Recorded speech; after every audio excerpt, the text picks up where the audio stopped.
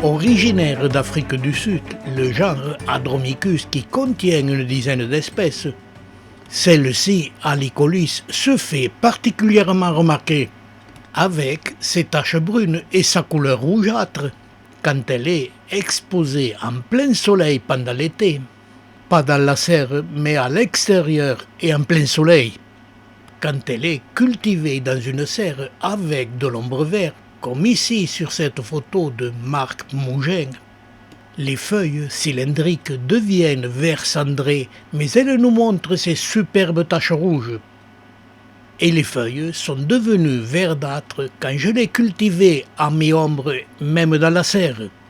Cet Hadromicus halicolis, avec ses feuilles de 8 mm de diamètre sur 6 cm de long, se développant tout au long d'une tige d'une quinzaine de centimètres de longueur, au sommet de laquelle chaque année se développe une hampe florale qui atteint une trentaine de centimètres de hauteur.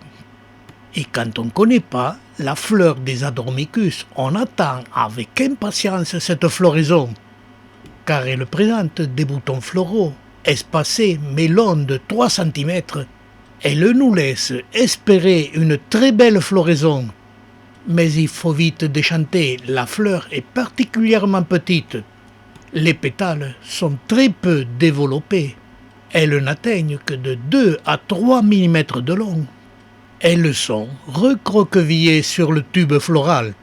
Et les pétales, avec cette particularité, accentuent le manque d'éclat de cette floraison.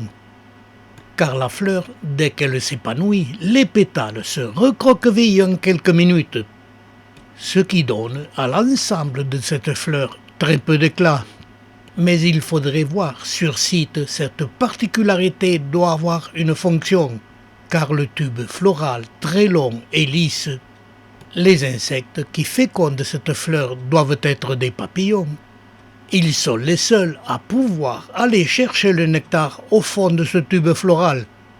Cette plante est autoféconde et on obtient des fruits avec des graines qui sont presque microscopiques, très difficiles à faire naître.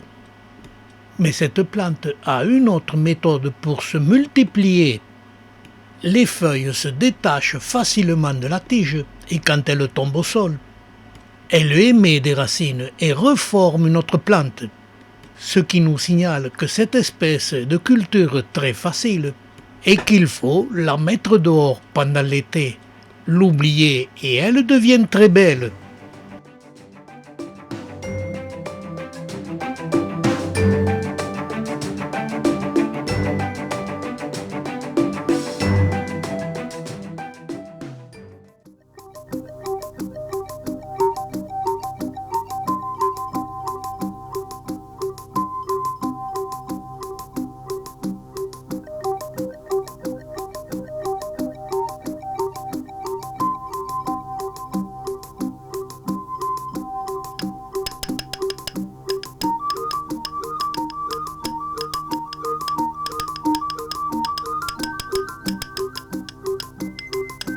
Si je retrouve le couillon qui a confondu cloud et nuage, gare à lui, car depuis on est inondé.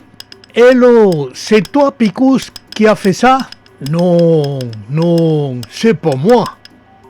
Tu en es sûr? Ne cherche pas, pour nous on l'a appelé l'arche de Noé des images de plantes succulentes. Et on l'a rempli de photos et vidéos.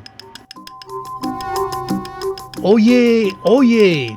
Dans notre Arche de Noé, au dossier 12 Soins, culture et vidéo, celui-ci est très garni et si j'ouvre le sous-dossier Le griffage, tout de suite apparaîtront 27 articles écrits par des passionnés décrivant les diverses façons de greffer. Et pour mieux comprendre le greffage, sur ce sujet il y a 9 vidéos, dont 2 vidéos exceptionnelles qui n'ont jamais été décrites. Le greffage des OAC, c'est-à-dire lithops, conophyton et autres. Mais en restant toujours sur le dossier 12 soins et culture, sur la trentaine de sujets traités, il y a le sous-dossier les semis.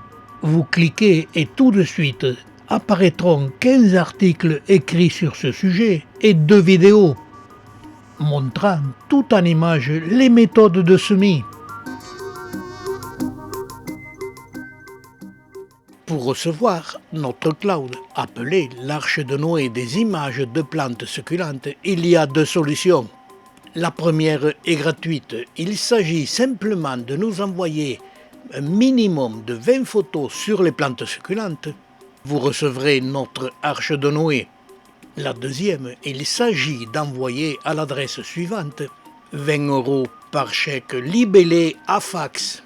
Et vous recevrez aussi notre Arche de Noé qui dépasse actuellement les 400 gigaoctets.